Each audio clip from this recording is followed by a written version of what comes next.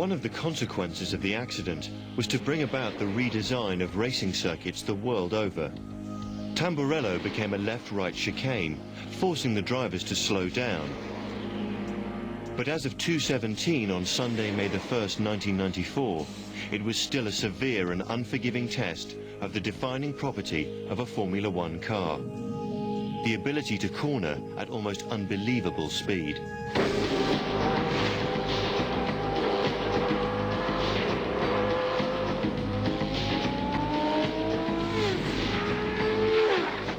This staggering performance is quite literally conjured out of thin air, because a modern F1 car's design is dominated by aerodynamics.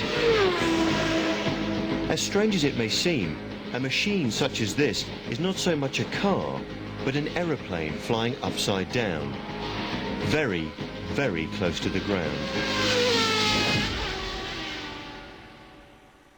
The simplest aerodynamic device is a wing. On an aeroplane, the wing's mounted this way round, and the air has to go further around the top surface than the bottom surface, so the air going over the top has to go faster than the air going underneath. Faster air has a lower pressure, so it produces lift. Daniel Bernoulli, a mathematician, established in the 18th century that the faster air travels, the lower its pressure. This is the fundamental principle behind both how aeroplanes fly and how Formula One cars stay on the track. On a racing car, we take the wing and put it the other way up, so it produces a force in the downward direction, downforce.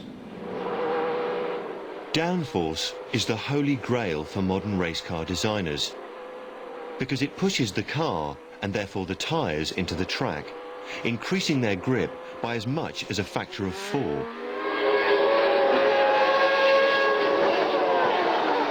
While a car's going around a corner, it tries to go straight on. This is a natural law of physics, and the only force you have to prevent the car flying off the road is the grip provided by the tyres.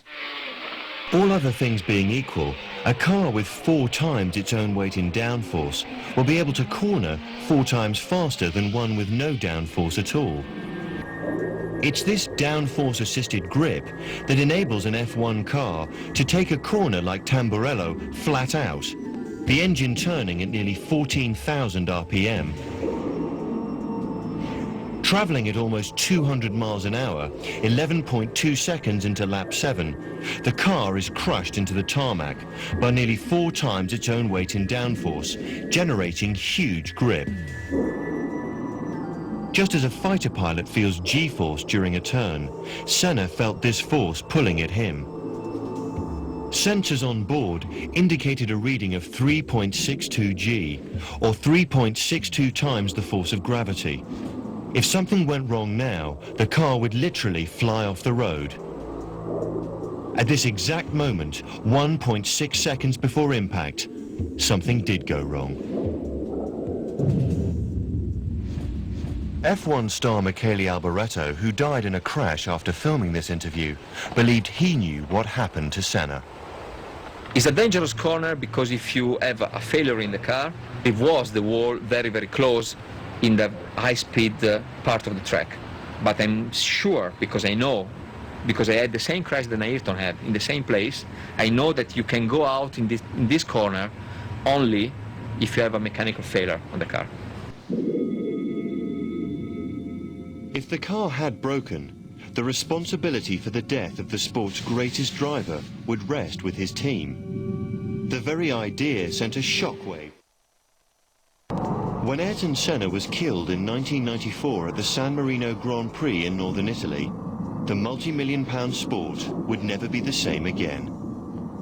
This would be a defining moment in motorsport. A defining moment in terms of safety. Before the crash, it had always been acknowledged that Formula One was a risky business. Danger was part of the sport's glamour. But the loss of its #1 superstar changed everything. The impact sent a shockwave back. It sent a shockwave back to every single person within Formula One, but a shockwave back to the teams themselves, because if something could fail, on a car with those consequences, they all desperately wanted to know what it was so that they'd make sure it didn't happen to them. You just can't have people dying against walls. What happened 1.6 seconds before impact? Why did the best driver in the world crash with such horrifying suddenness? Because the crash happened in Italy, where the law demands that any unnatural death be investigated, a trial was called.